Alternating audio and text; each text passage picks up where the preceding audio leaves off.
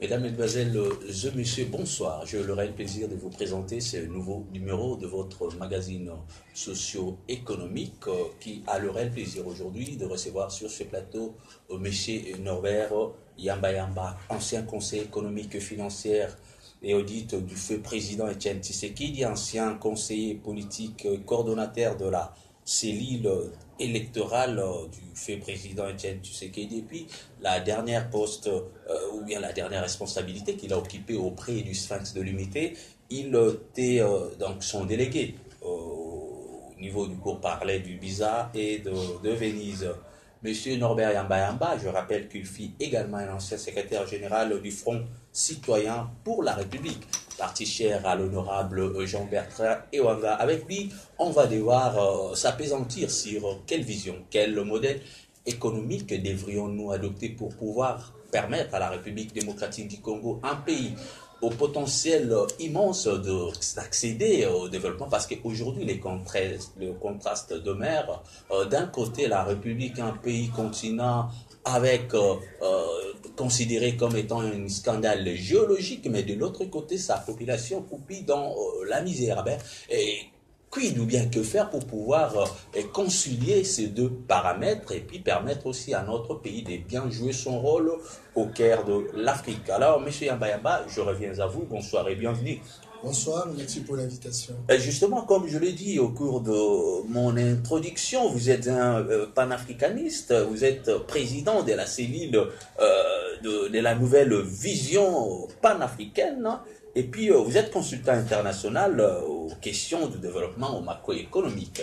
Pourquoi la République démocratique du Congo patauge par rapport à quel modèle appliquer pour pouvoir accéder au développement? Merci pour l'invitation, merci pour cette question très pertinente. Il faut comprendre que la République démocratique du Congo, c'est une méga nation. Il ne faut pas se leurrer en termes de potentialité. Le Congo, c'est une grande nation. Je ne vais vraiment pas revenir sur tout ce que nous disposons. En tout cas, une dernière étude qui a été réalisée par le panel des chercheurs sur le sud Katanga, il a été démontré que dans le sud Katanga, il existe 48 minéraux qui n'existent nulle part au monde. 48 minéraux, pardon, avec 12 minéraux qui n'existent nulle part au monde. Et quand vous regardez à l'est de la République, nous avons 80% des réserves de coltan, de colombo-tantalite. En fait, aujourd'hui, le monde ne peut pas vivre sans coltan parce que toute l'électronique est basée sur l'utilisation des alliages du coltan. Donc, nous avons une forêt énorme, 145 millions d'hectares de forêt. Nous sommes un deuxième poumon écologique du monde. Nous avons, des richesses touristiques, plus de 509 espèces de mammifères. Nous avons plus de 9000 types d'oiseaux. Nous avons plus de 350 espèces de reptiles, plus de 100 espèces de primates. Bonobo dont on cherche aujourd'hui, c'est le Congo, on dispose des rhinocéros, des okapis, etc. Nous avons 80 à 120 millions d'hectares de terres arables. Nous avons une végétation qui peut supporter plus de 40 millions de gros bétail. Nous avons, sur le plan énergétique, 25% de l'énergie du tiers-monde. C'est-à-dire, vous prenez l'Asie, vous prenez l'Amérique latine, vous prenez l'Afrique, le Congo, 25% sur les 50 que dispose le tiers-monde dans son ensemble. Et nous avons presque 100 000 mégawatts. Nous utilisons simplement 1410 mégawatts. Donc nous avons énormément de possibilités pour véritablement avancer. Aujourd'hui, nous avons 80 millions d'habitants. Donc en 2035, nous aurons 160 millions.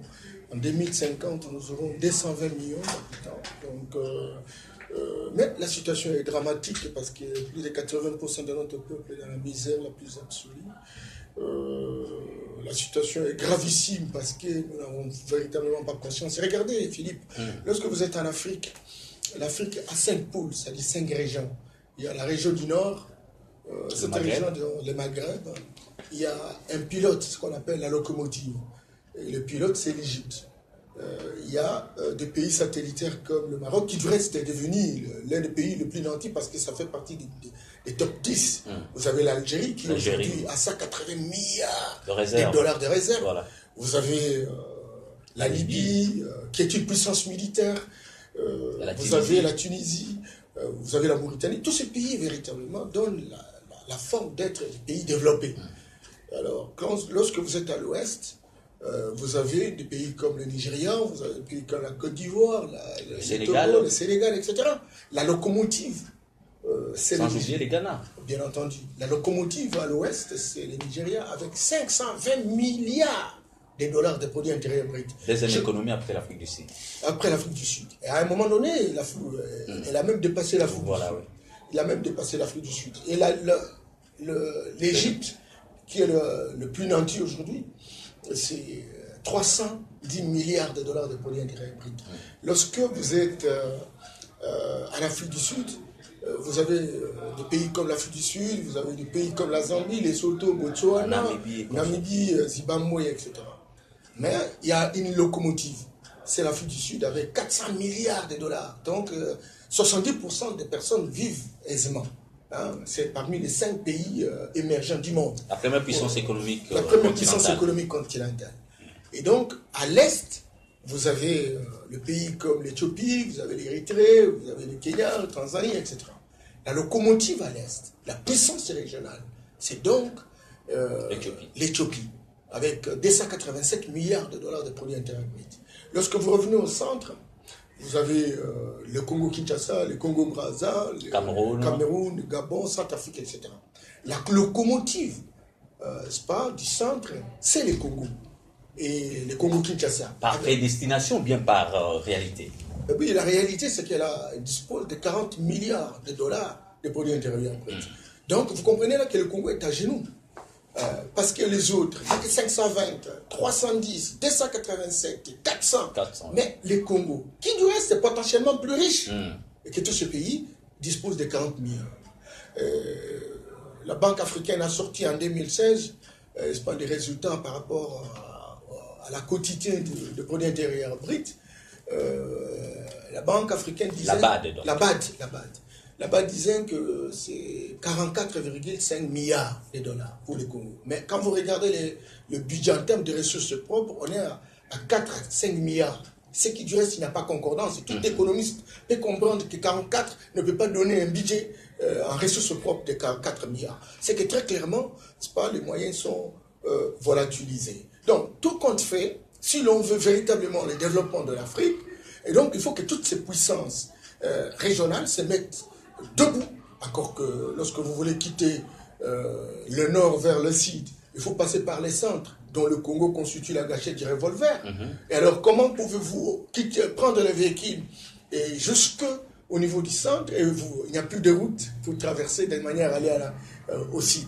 Donc, du point de vue géostratégique, le Congo est bien en place. Les grands panafricanistes, comme Kwame Nkrumah, comme Modibo Keïta, comme Sékou Touré, Lumumba, à l'époque, même Nasser, ils ont estimé que lorsqu'on veut créer les États-Unis d'Afrique, il faut partir véritablement du Congo. Et c'est la Kinshasa qui serait la capitale. Parce que Kinshasa, le Congo est au centre. Malheureusement pour l'instant.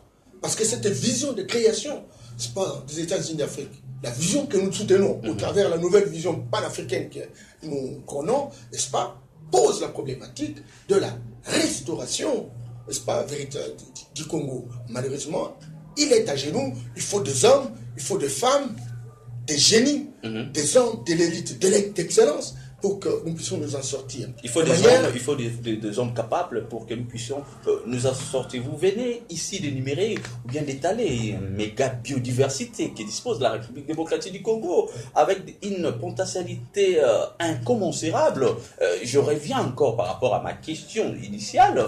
Quels sont le pesantère? Alors, qu'est-ce qui empêche que le Congo aussi puisse avoir le même PIB que l'Afrique du Sud? Là, vous avez parlé de 400 milliards de dollars, comme le Nigeria et Conso. Alors, Alors, quels sont les pesanteurs? Par où devrions-nous commencer? Ok. Cher Philippe, il ne faut pas qu'on se donne l'impression que le Congo n'a pas connu de prouesse, n'a pas connu de performance. Lorsqu'on accédait à l'indépendance, en 1960, nous avions 44% des recettes d'exportation en devises venaient du secteur agricole. Aujourd'hui, ça ne représente même pas 0,2. À l'époque, nous avions 169 sociétés agricoles, nous avions 180 sociétés forestières également, mais bon, tout compte fait, c'est vraiment pas fonctionnel comme avant, etc. Et donc, le Congo est à genoux aujourd'hui, d'abord que les approches que nous utilisons, l'approche de la démocratie, l'approche de la gouvernance, nous les considérons comme des paradigmes qui, en réalité, ne nous servent pas grand-chose. Et il a été prouvé que lorsque les hommes et les femmes ne peuvent pas participer à la gestion des affaires de l'État, et donc il est difficile véritablement que l'État puisse décoller.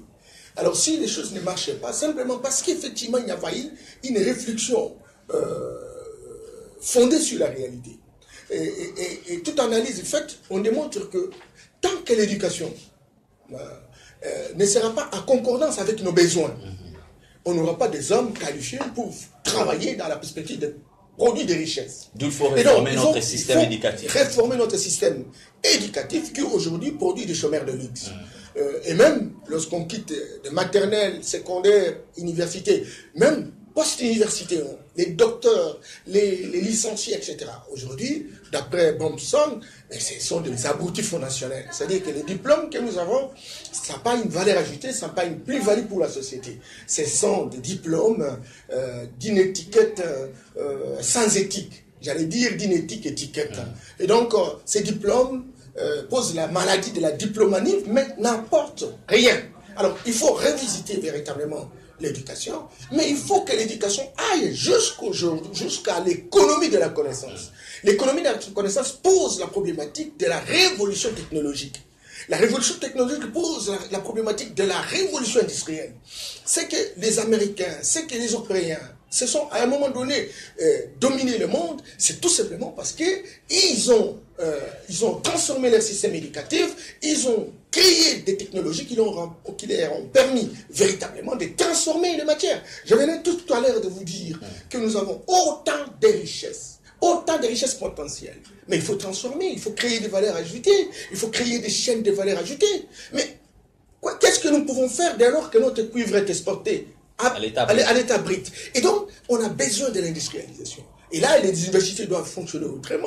Il faut des grandes innovations alternatives, etc.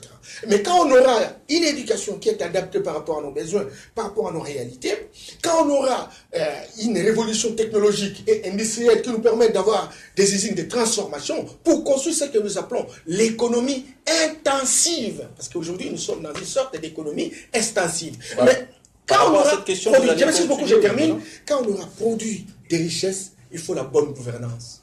Et donc, on doit gérer, on doit faire des allocations rationnelles, on doit faire une répartition équitable des ressources de la République, etc. Et donc, on change l'éducation, on les conforme aux besoins, on met en place une stratégie, n'est-ce pas, de révolution industrielle et technologique qui nous permet de transformer les matières premières qui sont les nôtres, mais on met en place un système de surveillance mutuelle qui aboutit à une gouvernance des biens et des services de la République. C'est de cette manière-là que nous allons relever le défi. Et le vrai défi, c'est de lutter contre la pauvreté des gens. Alors, si vous venez à peine de nous joindre, nous rappelons que votre magazine a reçu sur ce plateau M.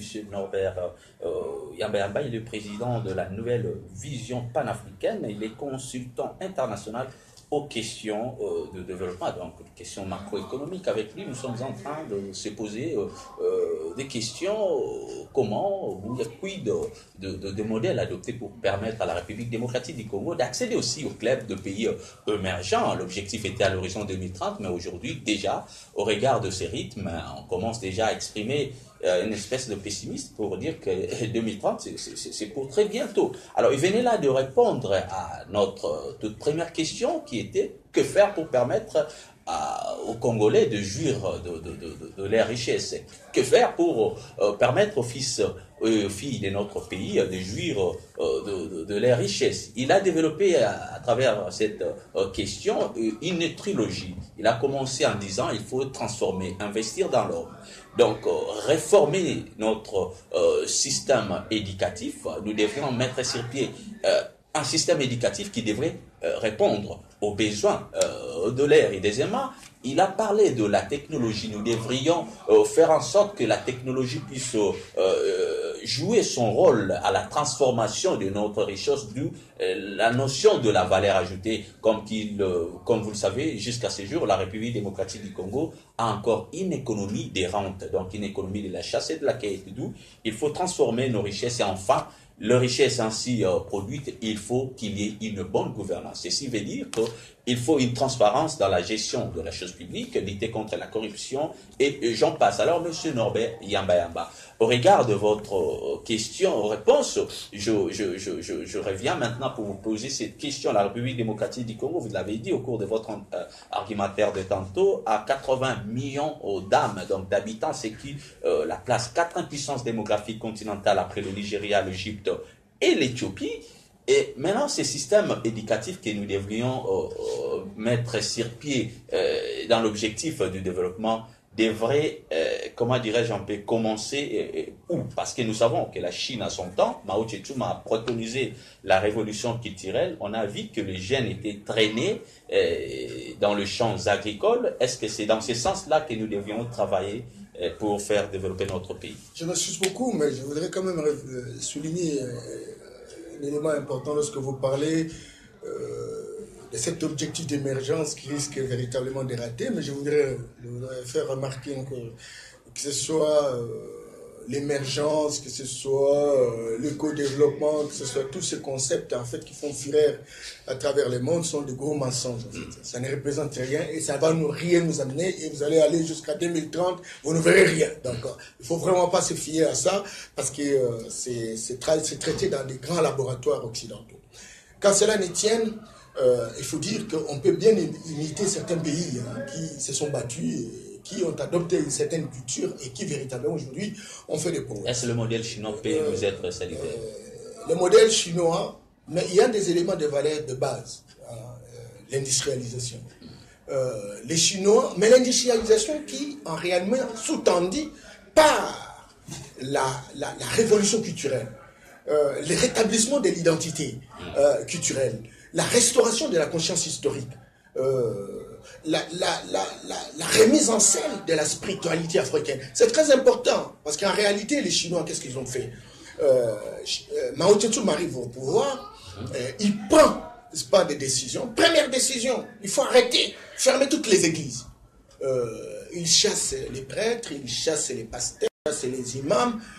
Il nous a amené des choses, nous ne sommes plus en connexion avec nos ancêtres, nous ne sommes plus en connexion avec nos esprits, parce que chaque environnement... Vous allez continuer, mais là il était en phase avec, en harmonie avec la philosophie de Karl Marx, qui avait considéré la religion comme étant l'opium du peuple. Tout à fait, et donc, lui il a estimé... Il faut rappeler que Mao Tse-tung était marxiste aussi. Bien entendu. Et donc, Mao, lui, il a voulu une sorte de réconciliation avec les génies les génies environnementaux. Parce que chaque environnement, chaque entité a des esprits, a des génies qui leur donnent la capacité d'inspiration, la puissance du savoir, la puissance de la connaissance pour permettre à ce qu'on puisse véritablement humaniser, maîtriser la nature naturelle véritablement de cette entité-là. Et donc Mao, il a estimé que les religions faisaient endormir les gens et il faut se réconcilier avec l'identité culturelle. C'est comme ça que vous avez la médecine chinoise, c'est pour la pharmacopée chinoise, les technologies même pour réparer les routes sont chinoises. Aujourd'hui, ils viennent de sortir une autre technologie pour construire des maisons. On construit des maisons de 30 étages à 15 jours. N'est-ce pas? On construit des maisons dans les marécages, etc. Donc, ce sont des technologies foncièrement chinoises. Donc, la Chine s'est adaptée de la culture occidentale en prenant la science comme base, mais cette science doit être inspirée par les esprits de l'environnement. Comme soubassement. Comme soubassement. Et donc, voilà, aujourd'hui, et c'est un peu, c'est que les drapeaux asiatiques comme la Malaisie, le Singapour, la Corée du Sud, Taïwan, etc., sont des grands pays, des petits pays d'ailleurs, qui en réalité ont pris comme révolution technologique, révolution culturelle, révolution industrielle à la base, et aujourd'hui, Singapour, c'est pratiquement la commune de la Gomé, n'a que 650 km², mais Singapour, l'économie singapourienne a 4 fois l'économie sud-africaine, qui du reste est une puissance africaine. Et ça, c'est incroyable. Quand vous prenez par exemple Malaisie, la Malaisie a même construit une tour jumelle de 450 mètres de hauteur, avant que cela n'intervienne même en Chine, etc. Donc, nous avons aujourd'hui un pays comme la Corée du Sud, qui avait la même situation que nous en 1960, et qui aujourd'hui a 32 000 dollars par habitant par an, 32 000, et 10e économie du monde.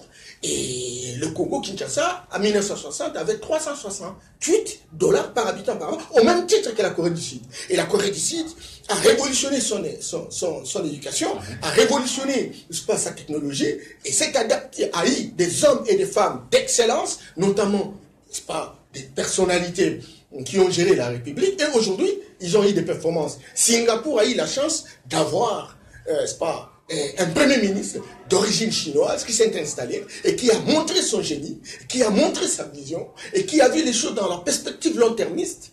Il est aujourd'hui, il voit 50 ans, 100 ans, nous n'avons pas la question en passant, la question de la double nationalité peut aussi être bénéfique au développement d'un pays. Oui, pourquoi pas.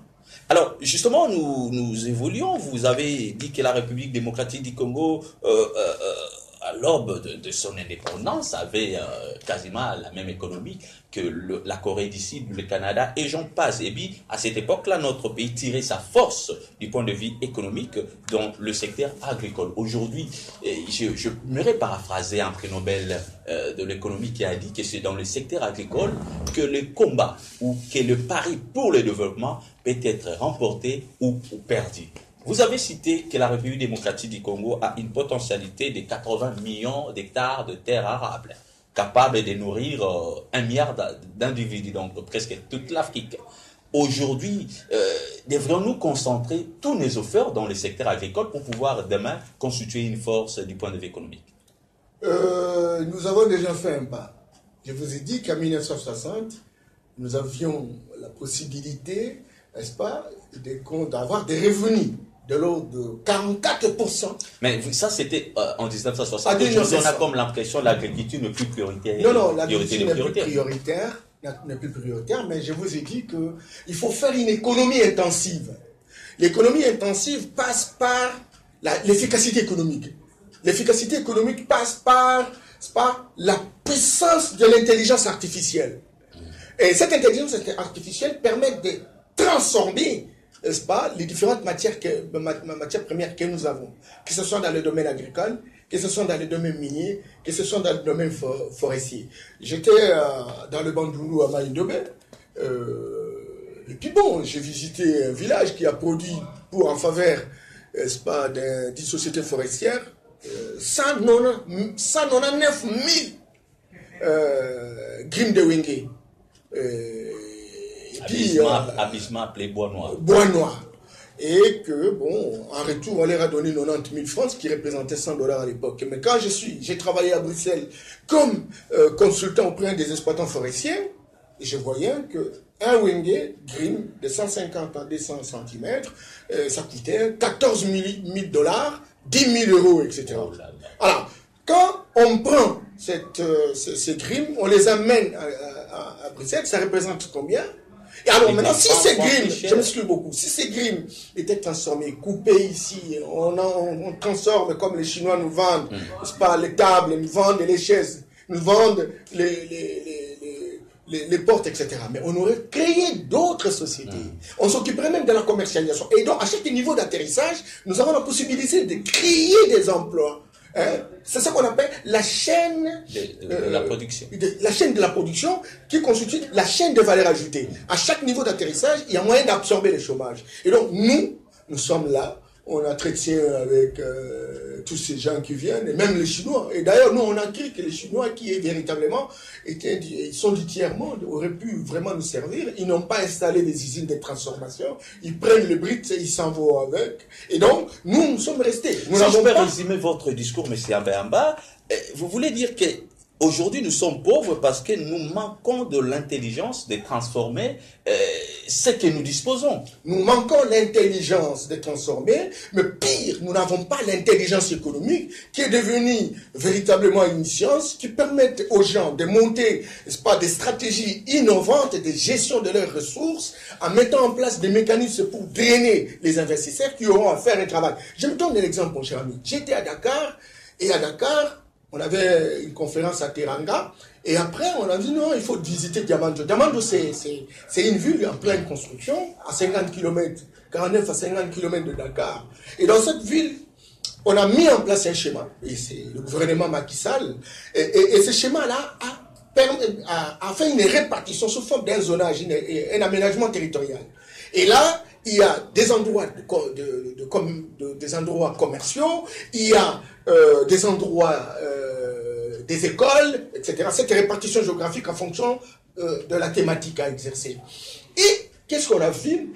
On a donné beaucoup d'investisseurs. Il y a des Chinois, il y a des Indiens, ils ont signé ce qu'on appelle le PPP, c'est-à-dire le partenariat public-privé. Je vous dis aujourd'hui, c'est extraordinaire. Alors je pose la question, qu'est-ce qui suscite l'attraction de tous ces investisseurs qui viennent et n'ont pas peur, etc. Et quelqu'un me répondra pour dire, écoutez, mais vous savez, chez nous, lorsqu'un président arrive, il est salué par le sortant, et il s'embrasse, et il continue. Donc la sécurité est rassurée. Et donc ça ne fait pas peur véritablement aux investisseurs. Et ils viennent, ils savent qu'ils vont gagner leur argent, ils savent qu'ils ne seront pas court-circuités, etc. Ils vont travailler, ils vont gagner. Mais voilà. Alors nous, excusez, les bruits chassent les capitaux. On dit ceci, quand les acteurs politiques ne s'entendent pas, il y a recrudescence de la violence. Justement. Et donc, chaque jour, on a tué ceci. Chaque jour, on a fait ceci. Donc, on ne sait pas faire les affaires là. Voilà, on ne sait pas faire. Alors, depuis un certain temps, le gouvernement s'est inscrit dans cette démarche, celle d'assainir donc le cadre macroéconomique. Le gouvernement s'est déployé dans un objectif, celui d'assainir donc le climat des affaires. Hein? Donc, mettre sur pied ce qu'on appelle la sécurité juridique et la sécurité judiciaire, dans l'optique d'attirer les investisseurs. Aujourd'hui, nous avons le guichet unique pour la création d'emplois, nous avons la NAPI, nous avons pas mal de structures qui œuvrent dans ce sens-là. Est-ce n'est pas assez déjà? Non. Vous savez, nous sommes dans un pays, c'est une société. Et donc, la réflexion doit être systémique.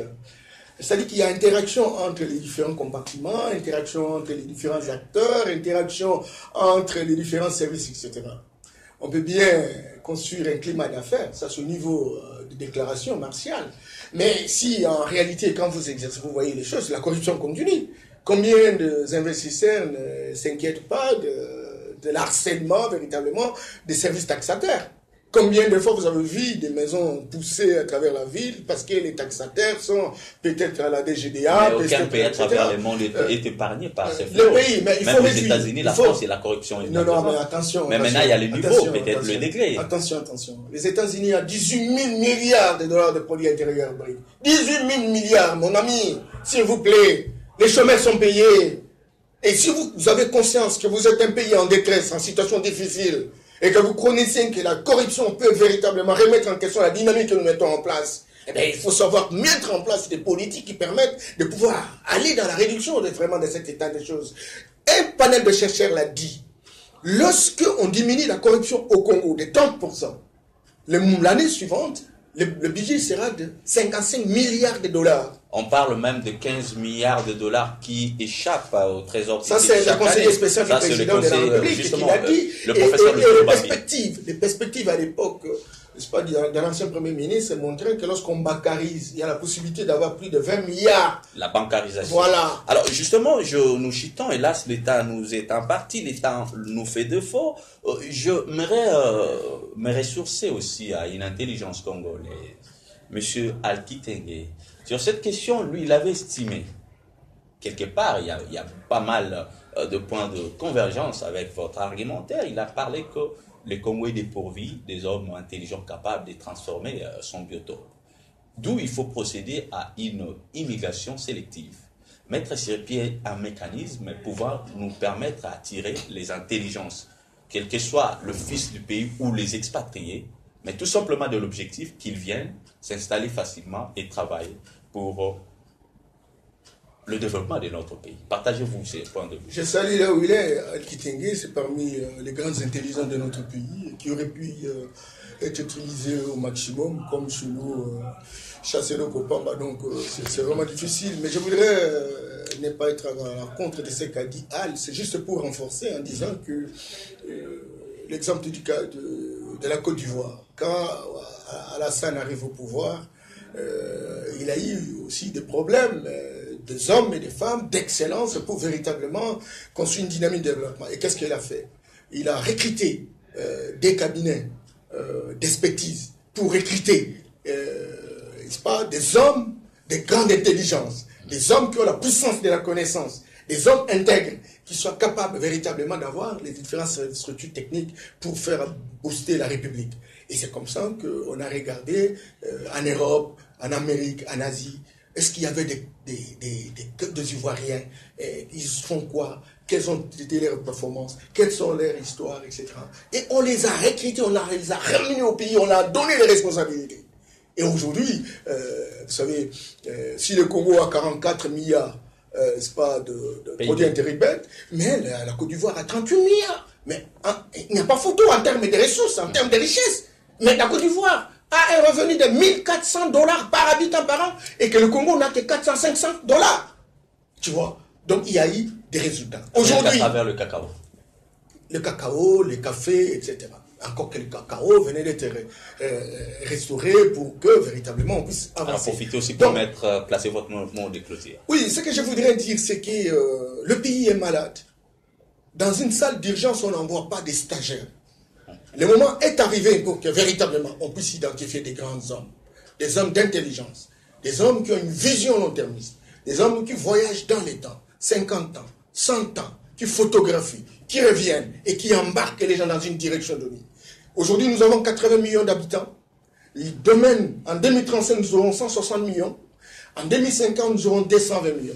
Si on n'est pas capable de donner le logement aujourd'hui, si on n'est pas capable d'envoyer les gens à l'école, on n'est pas capable de soigner les gens, on n'est pas capable d'envoyer des routes, on n'est pas capable de loger, les gens vont mourir d'inondation simplement parce qu'ils sont mal placés. Écoutez, on va faire comment? À 12 ans, on aura le double de ça de 80. Ça sera 160. On va gérer comment? Quelle est notre politique en termes de paysage de la ville et des villes? Rien du tout.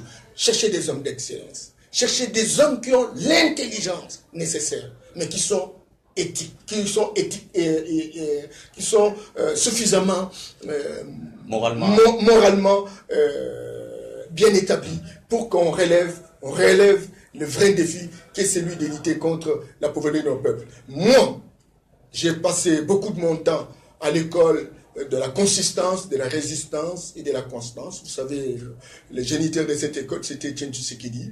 Mais je double de la puissance du savoir. Je double de la puissance de la connaissance. Je double de l'économie de la connaissance. Et je sais qu'avec les autres, nous allons nous mettons en place aujourd'hui la nouvelle vision panafricaine. Cette nouvelle vision panafricaine, et nous avons toujours pensé que l'Afrique, pour retrouver son compte, il faut qu'il y ait des États-Unis.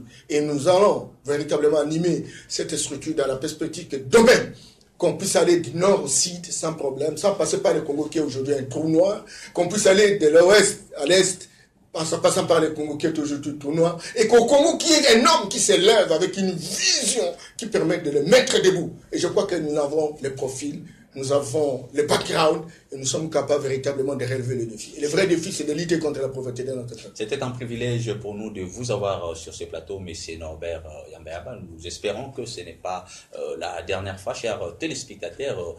Nous voici donc au terme de notre magazine du jour. J'aimerais conclure cette émission par cette réflexion. Je dis que la pauvreté n'est pas un bien à partager, mais plutôt un ennemi à combattre. Au revoir et à la prochaine.